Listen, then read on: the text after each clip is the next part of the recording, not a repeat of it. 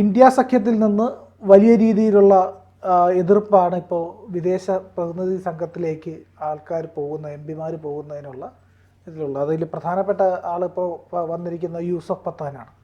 യൂസഫ് പത്താൻ തൃണമൂൽ കോൺഗ്രസിൻ്റെ എംപിയാണ്. അദ്ദേഹം ഈ പ്രതിനിധി സംഘത്തോടൊപ്പം പോകില്ല എന്ന് പറയുന്നു. ശിവസേനയെ നേരത്തെ എതിർത്തു. പുതിയ വിവരം എന്താ? ഏറ്റവും പുതിയ വിവരം ഇത് ഇന്ത്യ സഖ്യം എന്ന് പറയുന്ന എത്രത്തോളം വാസ്തവം ഉണ്ടെന്നുള്ളത് സംശയമാണ്. കാര്യം അങ്ങനെ ഒരു സഖ്യമുണ്ടോ ഇല്ലയോ അതിനെക്കുറിച്ചുള്ള ചർച്ച വേറെ രീതിയിൽ നടക്കുന്നുണ്ട്. എന്തായാലും പ്രതിപക്ഷം എന്ന് വേണമെങ്കിൽ പറയാം, അതായത് NDAയുടെ ഭാഗമല്ലാതെ നിൽക്കുന്ന ആ ഒരു മേഖല, അതിൽ കോൺഗ്രസിൻ്റെ പ്രതിനിധികളുണ്ട്, തൃണമൂലിൻ്റെ പ്രതിനിധികളുണ്ട്, ശിവസേനയുടെ പ്രതിനിധികളുണ്ട്. അങ്ങനെ BJP MP-മാർ മാത്രമല്ല, മറ്റ് രാഷ്ട്രീയ കക്ഷികളുടെ പ്രതിനിധികളും അടങ്ങുന്ന 51 പേരുടെ സംഘത്തെയാണ് കേന്ദ്ര സർക്കാർ വിദേശത്ത് പോയി പാകിസ്ഥാൻ്റെ ഭീകര പ്രവർത്തനങ്ങളെക്കുറിച്ചും ഓപ്പറേഷൻ സിന്ദൂർ ഇന്ത്യ സ്വീകരിച്ച നടപടികളെക്കുറിച്ചും വിശദീകരിക്കാനായിട്ട് തയ്യാറാക്കി, അല്ലെങ്കിൽ അങ്ങനെ ഒരു പാനലാണ് ഇന്ത്യ തയ്യാറാക്കി വെച്ചിരുന്നത്. അപ്പോൾ അതിൽ ഏറ്റവും ഒടുവിൽ നിന്ന് അതിൽ നിന്ന് പിൻവാങ്ങുന്നു എന്ന് പറഞ്ഞിരിക്കുന്നത് തൃണമൂൽ കോൺഗ്രസിൻ്റെ MP ആയ യൂസഫ് പത്താനാണ്. അദ്ദേഹം നമ്മൾക്കറിയാവുന്നതുപോലെ ഒരു അന്താരാഷ്ട്ര ക്രിക്കറ്റ് താരമായിരുന്നു. ഇന്ത്യക്ക് വേണ്ടി മികച്ച പ്രകടനങ്ങളും IPL അടക്കമുള്ള മത്സരവേദികളിലൊക്കെ മികച്ച പ്രകടനങ്ങളൊക്കെ കാഴ്ചവെച്ചിരുന്ന ആളാണ്. ഇപ്പോൾ വെറ്ററൻസ് ക്രിക്കറ്റിലും അദ്ദേഹം നല്ല രീതിയിൽ തിളങ്ങുന്നുണ്ട്. പക്ഷേ അദ്ദേഹം തൻ്റെ ക്രിക്കറ്റിൻ്റെ പ്രതിഭ രാഷ്ട്രീയത്തിൽ എത്രത്തോളം ഉണ്ട് എന്നുള്ള കാര്യം ചോദ്യം ചെയ്യപ്പെടും. അത് വേറൊരു മേഖലയാണ്. കാര്യം അദ്ദേഹത്തിൻ്റെ കരിയർ വേറെ, ആ ഒരു താരപ്രഭാവം കൊണ്ട് ഒരു പൊളിറ്റീഷ്യനായ ഒരാളാണ്. അത് എത്രത്തോളം രാഷ്ട്രീയം അദ്ദേഹത്തിന് വഴങ്ങുന്നുണ്ട് എന്നുള്ളതും വേറെ ഒരു വിഷയം തന്നെ. ഇവിടെ തൃണമൂലിൻ്റെ നിലപാടാണ് പ്രശ്നം. തൃണമൂൽ കോൺഗ്രസ് ഈ കാര്യത്തിൽ പന്ത് മുഴുവൻ കേന്ദ്ര സർക്കാരിൻ്റെ പോസ്റ്റിലേക്ക് അടിക്കുകയാണ്. കാരണം ഇത് മുഴുവൻ കേന്ദ്ര സർക്കാരിൻ്റെ ഉത്തരവാദിത്തമാണ്, തൃണമൂൽ കോൺഗ്രസിൻ്റെ അല്ല. അതായത് വിദേശ നയം അല്ലെങ്കിൽ വിദേശ രാജ്യം, അതായത് പാകിസ്ഥാനുമായിട്ടുള്ള ഇത്തരം കാര്യങ്ങളൊക്കെ ഡീൽ ചെയ്യേണ്ടത്, അത് മറ്റ് വിദേശ രാജ്യങ്ങളിൽ പോയി അത്തരം കാര്യങ്ങൾ വിശദീകരിക്കേണ്ടതെല്ലാം അത് കേന്ദ്ര സർക്കാരിൻ്റെ മാത്രം ഉത്തരവാദിത്വവും ചുമതലയുമാണ്. അതിൽ തൃണമൂൽ കോൺഗ്രസ്സിന് പ്രത്യേകിച്ചൊരു റോളില്ല എന്നുള്ളതാണ് അവരുടെ പാർട്ടി നിലപാട്. ഒരു ഭംഗി വാക്കുന്ന പോലെ അവർ മറ്റൊരു കാര്യം കൂടി പറഞ്ഞിട്ടുണ്ട്. യൂസഫ് പത്താനോട് അദ്ദേഹത്തിൻ്റെ താല്പര്യം ചോദിച്ചില്ല. അദ്ദേഹത്തിൻ്റെ ഒരു താല്പര്യം ചോദിക്കാതെയാണ് ഈ ഒരു പട്ടികയിൽ അദ്ദേഹത്തിൻ്റെ പേര് ഉൾപ്പെടുത്തിയത്. അതുകൊണ്ട് അദ്ദേഹം ഇല്ല എന്ന ഒരു ന്യായവാദമാണ് അവർ ഉന്നയിക്കുന്നത്. പക്ഷേ മറ്റൊരു തൃണമൂൽ കോൺഗ്രസിന് തന്നെ മറ്റൊരു പ്രതിനിധി കൂടിയുണ്ട്, അത് സുദീപ് ബന്ദോപാധ്യായ. അദ്ദേഹവും പിന്മാറിയിട്ടുണ്ടെന്നുള്ളതാണ് ഇതിൽ മറ്റൊരു വസ്തുത. തൃണമൂലിൻ്റെ തന്നെ മറ്റൊരു പ്രതിനിധി, അദ്ദേഹം അതിനെ ന്യായം പറഞ്ഞിരിക്കുന്നത് അദ്ദേഹത്തിന് ആരോഗ്യ പ്രശ്നങ്ങളുണ്ടെന്നുള്ളതാണ്. അപ്പോൾ എന്തെന്നാലും ഒരു രാജ്യം ഒറ്റക്കെട്ടായി നിന്ന് ഒരു പ്രതിസന്ധിയെ നേരിട്ടു, അതിനെ വിജയകരമായത് പൂർത്തിയാക്കി. അതിനുശേഷം ഇത് ലോകരാജ്യങ്ങളിൽ ഏത് രീതിയിൽ അവതരിപ്പിക്കപ്പെടും എന്നുള്ളത് കൂടി ഒരു വിഷയമാണല്ലോ. അവിടെ ഒരു ഭരണപക്ഷവും പ്രതിപക്ഷവും ചേരിതിരിഞ്ഞ് അങ്ങോട്ടും ഇങ്ങോട്ടും ഇഴുപ്പലക്കുന്ന രീതിയിൽ പോകുന്നത് ഒരിക്കലും ഒരു നല്ലൊരു പ്രതീതി, ഒരു ചിത്രമായിരിക്കില്ല ഇത് വിദേശ രാജ്യത്ത് ഉണ്ടാക്കുക. ഒരു പക്ഷേ ഈ ഒരു വിവരം, ഈ ഒരു പ്രശ്നം പാകിസ്ഥാൻ ഏത് തരത്തിൽ എടുക്കും, ഏത് തരത്തിലായിരിക്കും അവരിതിനെ പ്രചരിപ്പിക്കുക എന്നുള്ളത് കൂടി ഈ അവസരത്തിൽ നോക്കേണ്ടതാണ്. അതായത് കോൺഗ്രസ് ഒരു നിലപാടെടുക്കുന്നത് പലപ്പോഴും രാജ്യത്തിന് ഗുണപ്പെടില്ല എന്നുള്ളതാണ്.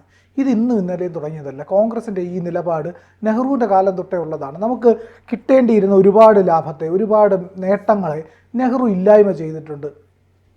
ഇപ്പോൾ അനുഭവിച്ചുകൊണ്ടിരിക്കുന്ന ഈ ബലൂജിൻ്റെ പ്രശ്നം, POK എന്ന് പറയുന്ന പ്രശ്നം, ഇതൊക്കെ നെഹ്റു വരുത്തിവെച്ച വലിയ വിനകളാണ്. ഈ മനുഷ്യൻ കാണിച്ച അബദ്ധങ്ങളുടെ ഒരു ഘോഷയാത്ര തന്നെ ഉണ്ടായിരുന്നു.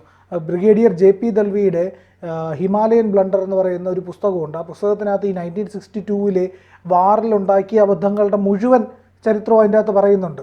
എന്തൊക്കെ അബദ്ധങ്ങളാണെന്ന് കാണിച്ചതെന്നും എല്ലാം. അന്ന് സൈന്യത്തിന് കൂടുതൽ ആയുധങ്ങളും കരുത്തും കൊടുക്കണമെന്ന് സർദാർ വല്ലഭായ് പട്ടേൽ ഒരു കത്ത് നെഹ്റുവിന് അയക്കുന്നുണ്ട്. ആ പുസ്തകത്തിൻ്റെ തുടക്കത്തിൽ ആ കത്ത് ഉണ്ട്. ഈ കത്തിന് പക്ഷേ നെഹ്റു മറുപടി കൊടുത്തില്ല, അതിൻ്റെ നടപടികളൊന്നും എടുത്തില്ല. നെഹ്റുവിന് ഭയമായിരുന്നു ഒരു മിലിറ്ററി കൂ, അതായത് സൈനിക അട്ടിമറി ഉണ്ടാകുമോ എന്നുള്ള ഭയമായിരുന്നു. അന്ന് ആ കാലഘട്ടത്തിൽ സ്വാതന്ത്ര്യം പ്രാപിച്ച എല്ലാ രാജ്യങ്ങളിലും അത്തരത്തിലൊരു സൈനിക അട്ടിമറികളൊക്കെ നടന്നിരുന്നത് കൊണ്ട് തന്നെ നെഹ്റുവിന് പേടിയായിരുന്നു. അത് എന്ന് പറയുന്നുണ്ട്. അതിൻ്റെ അകത്ത് കൃത്യമായിട്ട് JP ദൽവി അതിനെ കുറ്റപ്പെടുത്തി പറയുന്നുണ്ട്. പക്ഷേ ഈ പറയുന്ന POKയുടെ ഇഷ്യൂ, പാക് ഒക്കുപൈഡ് കാശ്മീരിനെ UN കൊണ്ടുപോയി വലിയ പ്രശ്നമാക്കി നമുക്കൊരു ബൈലാറ്ററൽ ഇഷ്യൂ ആയിട്ട് ഉഭയകക്ഷി പ്രശ്നമായി പരിഹരിക്കേണ്ടതിനെ UN കൊണ്ടുപോയൊക്കെ വലിയ അബദ്ധം കാണിച്ചതാണ്. എന്ന ബലൂജും സിന്ധു പ്രവേശിയും അത് സിന്ധു ദേശമൊക്കെ ഇന്ത്യയോടൊപ്പം ചേരണമെന്നുള്ള ആഗ്രഹം പ്രകടിപ്പിച്ചിരുന്ന സ്ഥലങ്ങളായിരുന്നു, അതൊക്കെ സ്വതന്ത്ര രാജ്യങ്ങളായിരുന്നു. പിന്നീട് പാകിസ്ഥാൻ ആക്രമിച്ച് പിടിക്കുന്നത് പ്രിൻസ്ലി സ്റ്റേറ്റ് ആയിരുന്നു. അപ്പോൾ ഇങ്ങനെ പാകിസ്ഥാൻ്റെ പല കാര്യങ്ങൾക്കും നെഹ്റു അങ്ങ് വഴങ്ങിക്കൊടുക്കുകയാണ് ചെയ്തത്. സമാധാനത്തിൻ്റെ വലിയൊരു ബിംബമായി താൻ മാറണമെന്നൊക്കെ വിചാരിച്ചിട്ടാണ്. പക്ഷേ ഇന്ത്യക്ക് അതുകൊണ്ടുണ്ടായ നഷ്ടങ്ങൾ വലിയതാണ്. അത് ഒരുപാട് കാര്യങ്ങളിൽ ഇന്ത്യക്ക് ആ നഷ്ടം ഉണ്ടായിട്ടുണ്ട്. ബംഗ്ലാദേശ് സ്വതന്ത്രമാകുന്ന കാലഘട്ടത്തിലൊക്കെ ബംഗ്ലാദേശിലെ വലിയൊരു വിഭാഗം ഇന്ത്യയോടൊപ്പം ചേരാനാണ് ആഗ്രഹിച്ചത്.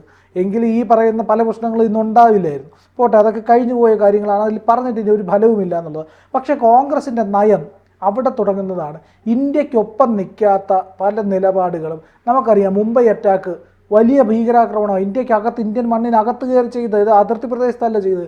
എന്നിട്ട് നമ്മൾ എന്ത് മറുപടിയാണ് ഭീകരവാദികൾക്ക് കൊടുത്തത്, പാകിസ്ഥാന് കൊടുത്തത്? പാകിസ്ഥാൻ സ്പോൺസേഡായിട്ടുള്ള പാർലമെന്റ് ആക്രമണം നടന്നു. അങ്ങനെ നിരവധി എണ്ണിയാലൊടുങ്ങാത്ത ഭീകരാക്രമണങ്ങളാണ് ഏതാണ്ട് 2002 മുതൽ ഈ പറയുന്ന 2014 വരെ, 2004 ഇങ്ങോട്ട് ആ സമയം തൊട്ട് 2014 വരെ നടന്നത്.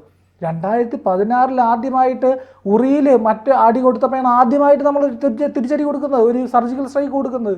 അതുവരെ എന്താ ഇന്ത്യൻ സൈന്യത്തിന് കേപ്പബിലിറ്റി ഇല്ലായിരുന്നു, അവർക്ക് കഴിവില്ലായിരുന്നു. അതൊന്നും ഇല്ലാത്തത് കൊണ്ടല്ലല്ലോ, അവിടെ വേണ്ട എന്നൊരു നിലപാടെടുക്കുന്നതുകൊണ്ടാണ്. ഇതേ നിലപാട് കൊണ്ടാണ് ഇപ്പോൾ ഇന്ത്യ എന്ന് പറഞ്ഞ് ഒരുമിച്ച് നിൽക്കാൻ ഇവർക്ക് ഭയമാകുന്നത്.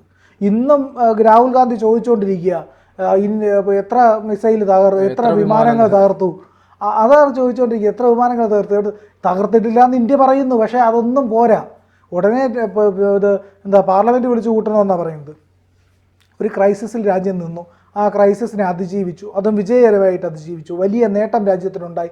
ലോകത്തിന് മുമ്പിൽ ആയുധ വ്യാപാരത്തിൻ്റെ വലിയ സാധ്യത ഇന്ത്യ തുറന്നിട്ടു. അപ്പോൾ ഇങ്ങനെയൊക്കെ രാജ്യം നേട്ടങ്ങളിൽ കൂടെ പോകുമ്പോഴത്തേക്ക് രാജ്യത്തിനൊപ്പം നിൽക്കണോ അതോ രാജ്യത്തിനെതിരെ നിൽക്കണോ എന്നുള്ള വലിയ സംശയം അത് പ്രതിപക്ഷ കക്ഷികളെ അത്തരം ഒരു ചിന്തയിലേക്ക് നയിക്കുന്നത് കേവലമായ രാഷ്ട്രീയമാണ്. കാരണം ഈ ഒരു ഓപ്പറേഷൻ സിന്ദൂർ BJPക്കും മോദിക്കും നൽകുന്ന ഒരു പ്രതിച്ഛായയുണ്ട്. അത് ലോകരാജ്യങ്ങളിലും അത് പകരമൊക്കെ അംഗീകരിക്കപ്പെടുന്നു. കാര്യം ലോകം മോദിയുടെ കീഴിൽ അല്ലെങ്കിൽ ഇന്ത്യ വലിയ ഒരു സാമ്പത്തിക ശക്തിയായും സൈനിക ശക്തിയായും വളർന്നു വരുന്നു. ആ ഒരു പ്രതീതിയുണ്ട്. ഇത് ഒരു പരിധിവരെ പ്രതിപക്ഷ കക്ഷികൾക്ക് അങ്ങ് ദഹിക്കില്ല. കാര്യം അവരുടെ ഭാവിയിലോട്ടുള്ള രാഷ്ട്രീയ സ്വപ്നങ്ങൾക്ക് അത് എത്രത്തോളം ഇപ്പോഴേ തന്നെ മങ്ങലേൽപ്പിക്കുന്ന ഒരു സാധ്യതയുണ്ട്. ഏതായാലും ഞാൻ നേരത്തെ പറഞ്ഞല്ലോ, ഇർഫാൻ പത്താൻ്റെ കാര്യം, യൂസഫ് പത്താൻ്റെ കാര്യം, അദ്ദേഹത്തിൻ്റെ സഹോദരനാണ് ഇർഫാൻ പത്താൻ. യൂസഫ് പത്താൻ്റെ കാര്യം, അദ്ദേഹം Indonesia, Malaysia, Korea, Japan, Singapore തുടങ്ങിയ സ്ഥലങ്ങളിലൊക്കെ പോയി ഇക്കാര്യം വിശദീകരിക്കാനുള്ള സംഘത്തിലേക്ക് തിരഞ്ഞെടുക്കപ്പെട്ട ആളാണ്. നമ്മുടെ കേരളത്തിൽ നിന്നുള്ള ജോൺ ബ്രിട്ടാസും ആ ഒരു സംഘത്തിലുണ്ട് എന്നാണ് മനസ്സിലാക്കുന്നത്. രസകരം എന്തെന്നാൽ ഈ പ്രതിപക്ഷ കക്ഷികൾ ഓരോന്നായിട്ട് ഇതിൽ നിന്ന് പിൻവാങ്ങും. പ്രത്യേകിച്ച് കോൺഗ്രസ്സിന് ഇക്കാര്യത്തിലൊരു ആശയക്കുഴപ്പം ഇപ്പോഴും ഉണ്ട്. ശശി തരൂരിൻ്റെ പേരും പറഞ്ഞുള്ള അഭ്യൂഹങ്ങൾ തുടരുകയാണ്.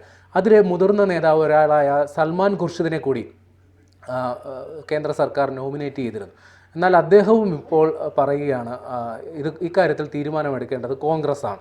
പാർട്ടി തീരുമാനിച്ചാൽ ഞാൻ പോകും, എനിക്ക് ഇക്കാര്യത്തിൽ നിലപാട്. ഇങ്ങനെ ഒരു പൊതുവായ ഒരു ലക്ഷ്യത്തിലേക്ക് വേണ്ടി രാജ്യത്തെ മറ്റു വേദികളിൽ ഏത് രീതിയിൽ അവതരിപ്പിക്കണം എന്ന കാര്യത്തിൽ നമ്മുടെ രാജ്യത്തിനകത്ത് തന്നെ ഒരു ഏകത ഇല്ലാത്തത് അല്ലെങ്കിൽ അഭിപ്രായ സമന്വയം ഇല്ലാത്തത് വലിയ കഷ്ടമാണ്. തീർച്ചയായും.